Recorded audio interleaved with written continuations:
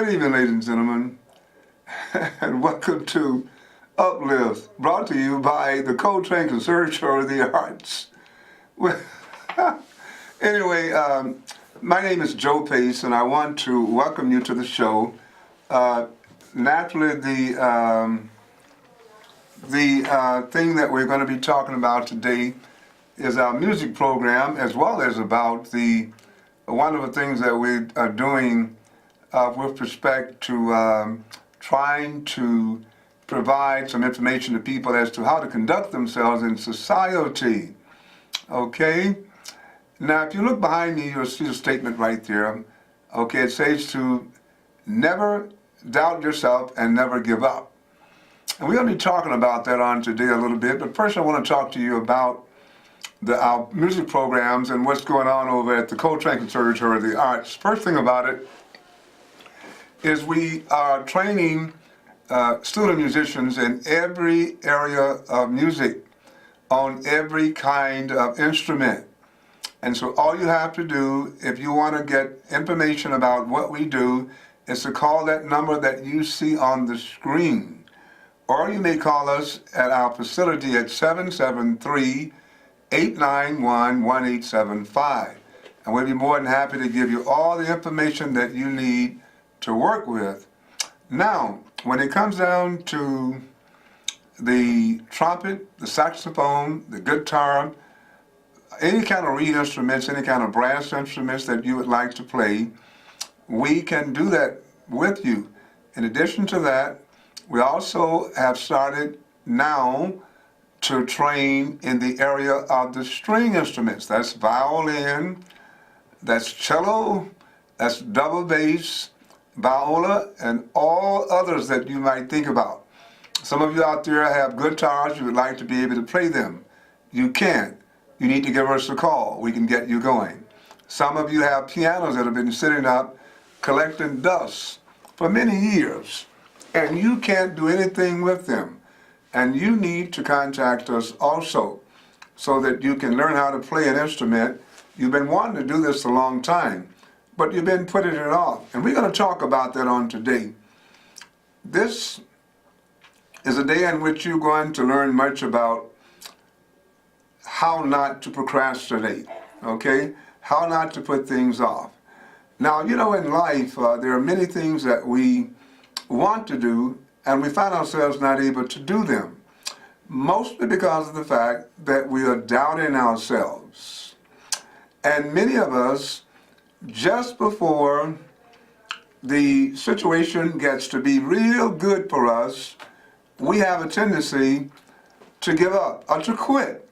Somebody said that the darkest hour is often just before daybreak. And so we need to recognize that, and we need to continue to do those things that we feel will make us happy on this earth. Because we only come this way once. We're not going to come this way again. We only live this particular life one time, and one time only.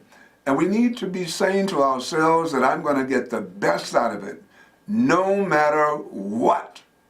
No one's going to get in my way. I'm going to enjoy every minute of it. And then some. That's the statement that we need to make on today. Now I want to show you a few things that we're going to talk about on today. First thing about it, we talked about procrastinating, and this is a subject that I believe that most people have thought about. Why is it that I put off everything to the last moment, and sometimes don't get to some things at all? So we don't want to leave a lot of things that are like that. Now, I want to talk to you first. Let's start off with a statement by Ralph Waldo Emerson. In his essay, Compensation, he wrote that each person is compensated in like manner for that which he or she has contributed. Now, this is called the law of compensation. It is another restatement of the law of sowing and reaping. It says that you will always be compensated for your efforts and for your contribution, whatever it is and how much or however little it is. Okay, now you might say, well, how does that have anything to do with procrastinating? Because when we decide that we are going to put something off day in and day out, that becomes a cause in itself. In other words, it's a cause for doing nothing. And guess what, ladies and gentlemen? Nothing will come into our life. You know, have you ever heard somebody say that if you want something to happen, you have to make it happen? This is a fact. Nothing will happen on its own by itself, simply falling out of the thin air. We have to put forth an effort in every possible way, and then some. I want to show you something here that is very, that you may look at, and I want you to be, understand. You see that woman there? You see that lovely lady right there? That lovely lady right there is 92 years old. Now, she was in the Phantom, okay? And if you see that, the headline there says it's never too late, because they chose her to play this great-grandmother, and she played it. And let me tell you something, she could have given up a long time ago on acting, but she feels and felt that with breath being left in her body, she should be useful on this planet. So you get too many people who are so easily wanting to, what happened to my graphics? I don't know. My graphics certainly just disappeared. There's some strange things happening in the studio on today. But anyway, I'm going to keep talking. Now, the point of the matter is we have to be very cautious and careful. Can somebody let me know what happened to my graphics, please? I would like to, okay, there we go. My graphics is back on the air. And please leave the controls alone until we get off the air. Thank you very much. I think that we can make it if we just leave these buttons alone. Now what I like to say to you is that it's never too late. It's never, never, never, never too late. And I don't care how old or how young you are, it is never too late. If you got breath in your body, and most importantly, you have a desire to do something. That's why I'm telling people, if you want to play the guitar, the piano, or the drums, give us a call. Don't sit around saying, I think I'll call next week. Call now and get it going. Because you know what? The first step of a 1,000-mile journey is exactly that, the first step. And so you have to be willing to take that first step if we're ever going to do anything. A lot of times our goals are ruined because of the fact that we are not willing and don't have the courage to take the first step. We must be able to take that first step before we can even begin to be successful with our goals. Now, this lady you see right here, a wonderful individual, teaches all of us a good lesson, and that is that we should strive for anything that we want. Don't put it off. In fact, putting things off and off, on and on and on, is a kind of a demon. Ladies and gentlemen, we're looking at life saying, oh man, all these demons are running around, and demons are in the earth, and demons are this, demons are in that person and in that person. And we need to look into our own life for these demons. Because when we look into our own life, what we see is that there is a good and a bad person in our life. And that bad person is keeping us from reaching our goals, keeping us from succeeding, making us, excuse me, ladies and gentlemen, I gotta say it, lazy. And that demon is keeping us from succeeding in the desires of our life. And we have to recognize that we don't look for it in some red tail, pointed ear man, in the earth, or somewhere else. Look on the inside of ourselves, and we'll see all of these things that. Oh goodness! All right, I'm trying to get. Okay, now I'm back to where I'm on the air again. They say everything is based on cause and effect, and it is, believe me when I tell you. There is nothing that we can say that is going on in this world that doesn't have a cause and an effect to it. I don't care what it is, it has a cause and an effect to it. We talked about the law of causality on last week and how that impacts our life. How is it when we put in the effort, when we put the work in, trust me, the results are just around the corner. There's no way that we can put in solid effort, and I don't mean half-hearted. I'm talking about whatever we're doing. If we are in school, say we're in a university and we're working on a college degree, and we don't put in the work that it takes in order for us to get a good grade, like an A, nothing less than a B, but an A, then what are we expecting? I've seen people say that they prayed about something and it didn't happen. Guess what? They didn't put the effort in at all. They didn't do anything. This is what I prayed for 2 hours a day. Prayer has to be put with action. In fact, we have to do much more action than we do praying. For every half hour we pray, we have to put 24 hours of work in. That's the way it works. It's a formula. We put a modest amount of prayer in, and then we put all the effort and action in that we possibly can come up with. The positive effort and action. Now, when it comes down to putting in positive effort and action, part of that prayer thing is being in a kind of a mindset where we know that there is nothing that can fear us, there's nothing that can dissuade us, that we're going to do what we have to do no matter what the conditions are or what the situations are. We are going to win. And somebody said that it's only two possibilities in life. It's winning or losing. There is no such thing as something in between where I kind of lost or I kind of won. I sort of made it through. I sort of didn't make it through. That's just not the case. We either get through or we don't get through. We either win or we lose. In fact, life is all about winning and losing.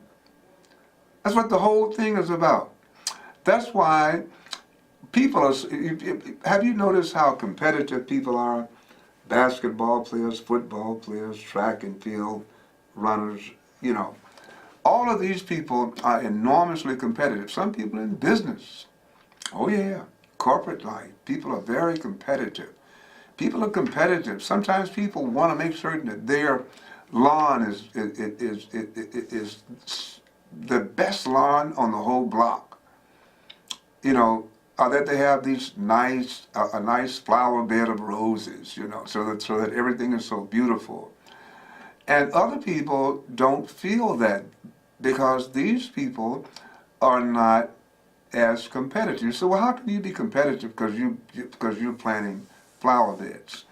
Somebody wants to let the world know, let everybody know that they enjoy beautiful flowers, and they want to show that, and they want everybody to see it.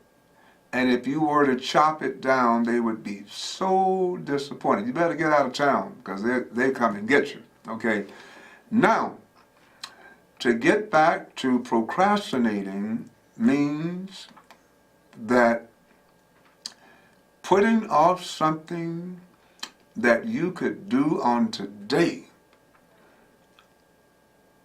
is actually a sin against life. Putting off something that you could actually be doing, because the desire in your heart or in your mind, the mental thought, is the evidence that it is something that needs to be done. And by putting it off until later, much later, and sometimes not even getting around to it, that's saying whatever my life is desiring, whatever good thoughts are coming to me to push and progress my life, I'm not going to pay any attention to it. And this is a sin against one's own life, because life is precious. And this life that's been given to a human being is extraordinarily precious. We as human beings are so blessed to have been born on this earth in this form. Because if you look at all the other animals, and maybe some of us would say, oh, they don't care. They don't mind that they're living out in the cold and that it's freezing and they have nowhere to go. And even when they try to come into the city, there's somebody to run them out or catch them and go lock them up somewhere. Or they don't care that they got to go around scavenging for food, when these human beings have all the food that they could want.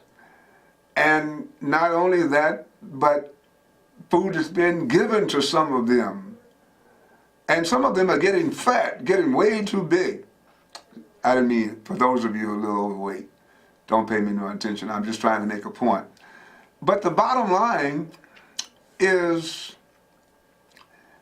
human beings are born at an extraordinary high level.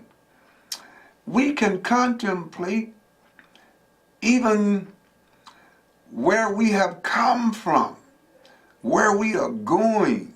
These are things that other animals don't have the capacity to even think about. And therefore, when we procrastinate and put things off, when we put off our dreams, our goals, our desires, when we put these things off that we know that will bring fulfillment and joy to our life, we are actually sinning against our own life. I hope somebody is picking this up and checking it out. The fact of the matter is, this individual that you see on this individual that you see, this wonderful lady that you see here with this beautiful outfit on, living out her dreams at 92 years old, is an example to all of us that we need to set goals and we need to work toward the successful end of those goals. See, people say sometimes that we need to live every day like it's our last day. And I used to think about that. I would say, I don't know if I want to do that, because it could be my last day, if I start thinking like that. But the bottom line is, that's not true. The point is, we need to get as much done on a daily basis as we possibly can. Okay? We don't need to be putting things off until another day or day after that, 2 weeks, 3 weeks. And all of us, ladies and gentlemen, let me tell you something. All of us fall into that category from time to time. Putting things off. I can name some things right now that I need to do that I could have done. Okay? That I could have done, probably 6 months ago. that need to be done. And so when I say this to you, I'm not saying that you have to be perfect, that none of us has to be perfect.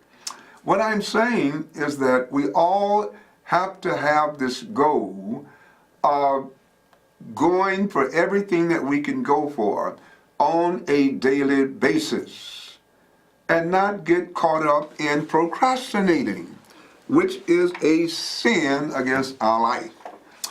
Now, I want to say this right here to you.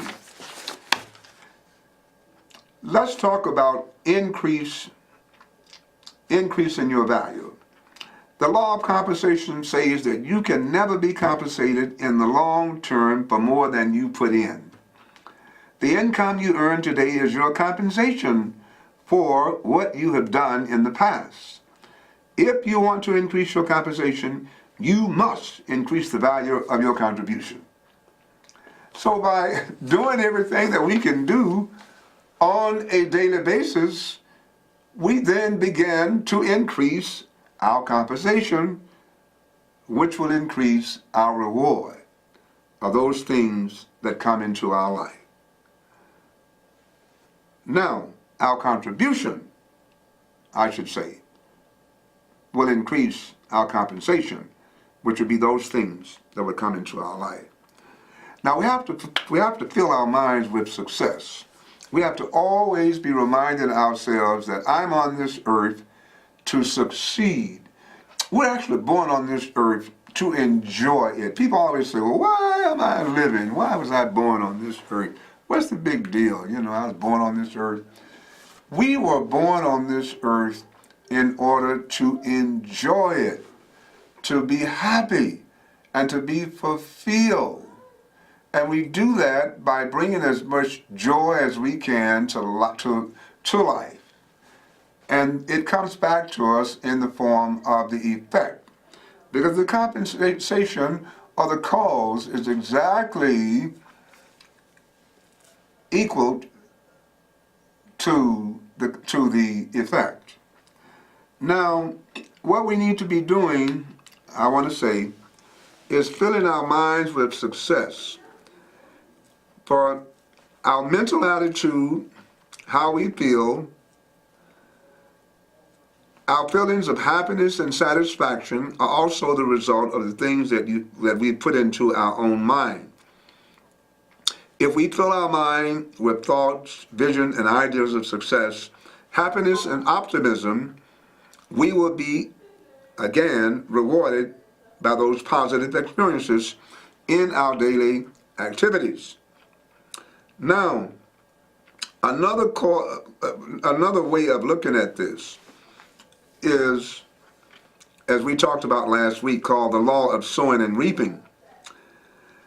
Now, this is sometimes called there's something called the law of overcompensation.